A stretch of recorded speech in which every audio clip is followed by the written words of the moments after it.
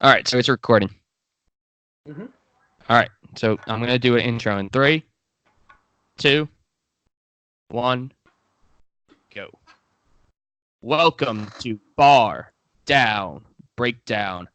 I'm your host, Devin Robinson, live from Emo Build. Oh, wait, this isn't Devin Robinson. My bad. I'm your host, Mikey Ryan, live from CLT with my buddy, Tommy V, holding it down for Bar Down, our guest host. Tommy, how are you? Doing good, man. I'm really excited to kick the season off because the Mets ended up not making the playoffs, and that made me sad. So I got some more blue and orange to be happy about. So I'm really looking forward to it, man. Yeah, we're days away now at this point, and Yep. Islanders just announced their 23-man roster. I'm sure all the other teams across the NHL have done the same. There's a few surprises this year. That being said, we have Josh Hosang, Tanner Fritz, and Thomas Hickey have been put on waivers and today have also cleared waivers. So they'll be Oh, starting the season in Bridgeport. yep. Yep. And that means that there's some youth added on our D line. We got Noah Dobson, who's, kind of our future, especially on the back end. So excited to see what Noah has. Yeah, It's got that's a lot of what I've been hearing. I didn't mean to cut you off on that, but that's I was kind of combing through Twitter earlier this morning, and that's the prevailing thought is that this guy is really going to be the future of our D line. So I'm really excited to see the kind of numbers he puts up and the kind of progress he makes because obviously Hickey being a small guy. I mean, he's a he wore the sweater really proudly, and it kind of sucks to see him kind of get relegated to Bridgeport. But I think it had to happen. I think we had to make way for some better talent that's faster and thinks better and can really make a difference. To make that push for us this year. And I think the situation that Dobson's in with like his age and whatnot is really Mm. what handcuffed the Islanders, because it was either send him back to juniors or make the Islanders. It was kind of the same situation with Barzell a few years ago, Yeah. where he was not old enough to play on Bridgeport, like Hmm. professionally, or what, Yeah. like just some crazy rule. So the Islanders had to choose, like, do we send this guy back to juniors for another year? He's already did and accomplished everything you can in juniors, Yeah. winning championships and whatnot. So I think that's what ultimately led to Hickey being put on waivers, but I think it was the right decision at the end of the day. And who knows? Maybe Dobson only plays these 9 games or whatever he's allowed, and they do decide to send him back to juniors, and then they call Yeah. Hickey back up. So I guess it worked out for us that they all cleared. And Hmm.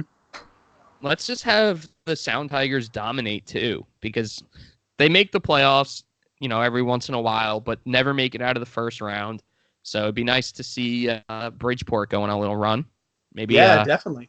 maybe get the Checkers in a playoffs. That'd be sweet. Yeah. Yeah. You'd love that for sure, dude. Yeah, I'm all about minor league sports. What can I say?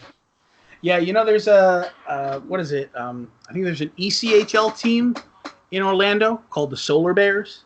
Yeah, Uh, that's awesome.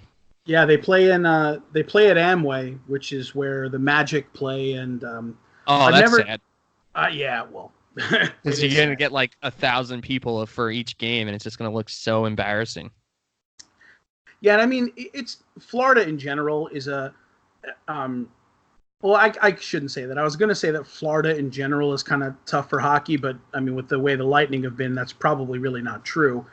But then on the other end, you kind of look at the Panthers and the organization, and kind of they've been bumbling and fumbling around. So it's just like it's weird. And I mean, when you walk around Florida, I mean, the big thing is college sports. I mean, it's either everyone is clapping about being a Gators fan. For where I am specifically, it's UCF like 100% all the time. Everyone are Knights fans, so it kind of hockey takes a back seat with a lot of people to college football, and I'm sure an ECHL team probably takes a far back seat, even to the NHL. But I definitely want to get to a game or two and just kind of see what it's all about, because I'm sure even if it's only 1,000 people, it's probably a cool atmosphere. But it's right down the road.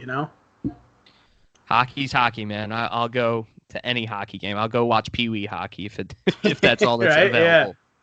But for sure, I'm sure people are wondering who the heck this guy is. I didn't really even introduce you, but yeah, our boy Devin. It's the start of the hockey season. We know that Devin is just slammed beyond belief, and he's pulling all-nighters to get shirts out to people. And Bar Down just needs to keep trucking along. So we're gonna have you, Tom, on as kind of just an album reviewer for this episode, and it just worked out perfectly. Devin was slammed, and I get to talk with my best friend for a little over an hour, so I'm excited about that. And, yeah, for sure. Me too, man. Me too. Tom and I go way back. We are both from the same hometown on Long Island. Both of us currently do not live on Long Island. We live in Charlotte and then Orlando, so it's kind of crazy where our lives have taken us. But, one thing that always keeps bringing us back together is hockey and music. Yeah. And we have a platform to talk about it. So very excited to pick your brain the next couple of minutes. And we have a really sweet interview lined up that you are a little connected to. So excited to hear from our guest, and also just to chat. So, Tom, what else do the people need to know about you? Oh boy. Well, I mean, I'm going to interrupt you because I don't really care. Oh man. Well, all you need to know is Antigone's Revenge was our hometown local band, and Tom was the lead singer / drummer, trying to do like a Aaron Galipsy kind of thing. Sure. So he tried.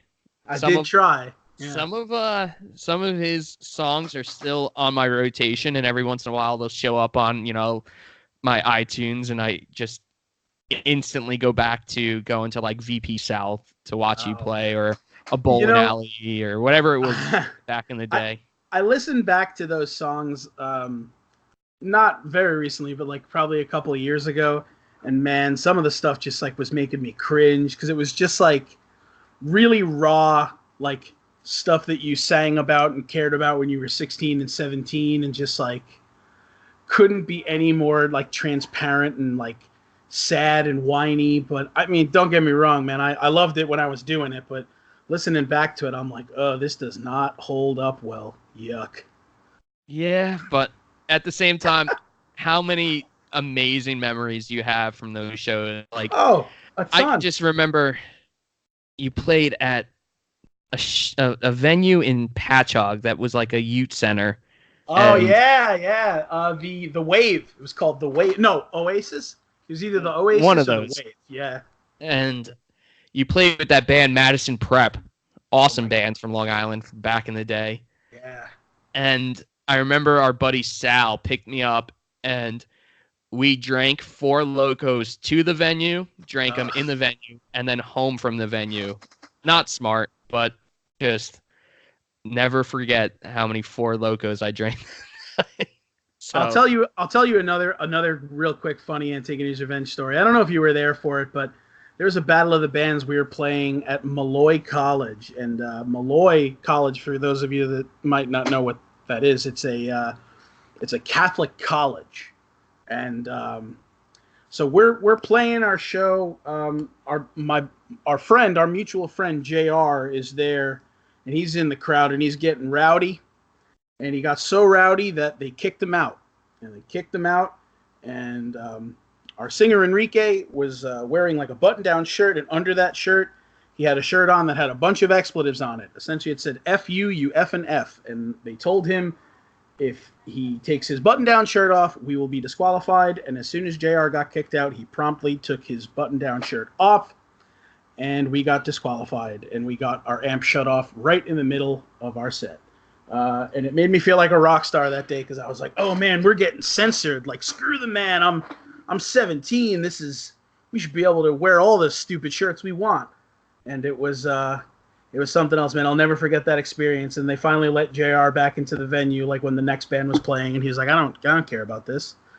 Just ridiculous things that I did as a young kid, man. But being in that band was some of the most fun things I've ever done, for sure. Yeah, and then also, not just going to see your band, but I can't even tell you how many other bands that we've seen together, and you're always my go-to to find out what's going on in the music world. Yep. But as of late, I feel like I might have kind of taken over that role. I feel like I'm pretty current and up to date with things. I'm pretty impressed with myself.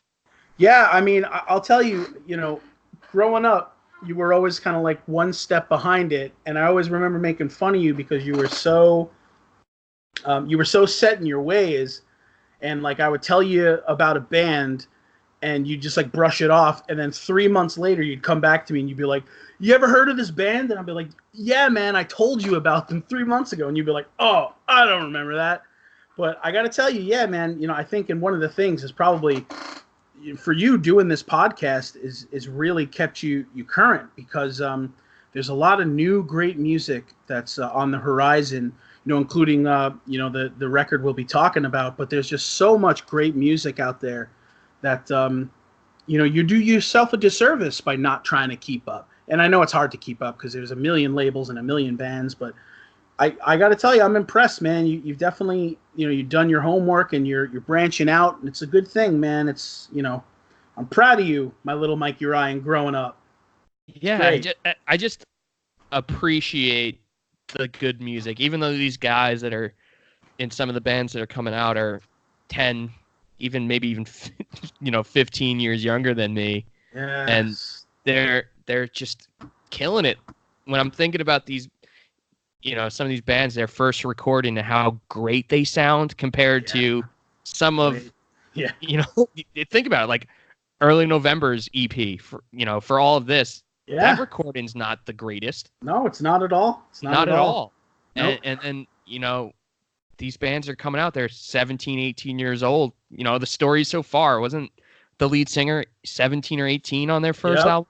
Yeah, Parker was a youngin', man, and I mean, and that's the thing. Back in the day, it used to be a rite of passage. Like, the first record you'd put out always sounded like crap because you didn't have the money to go to a multi $1,000,000 studio, and you didn't have the money to spend 2 weeks tracking and retracking. It was usually just like, okay, our buddy's going to record this. We're going to do it in one day. It's going to sound the way it sounds, and if we screw up recording, oh well, it's that's punk rock, man. It's supposed to sound that way, but I think a lot of it is owed to that big surge in music that came. Bands like Fall Out Boy and Paramore and My Chemical Romance that like took this kind of music and made it even more marketable than it was, but really drove it into like radio play. I mean, like, now, someone will be willing to give a new upcoming band 50 grand to record a record because they know that it'll pay them dividends.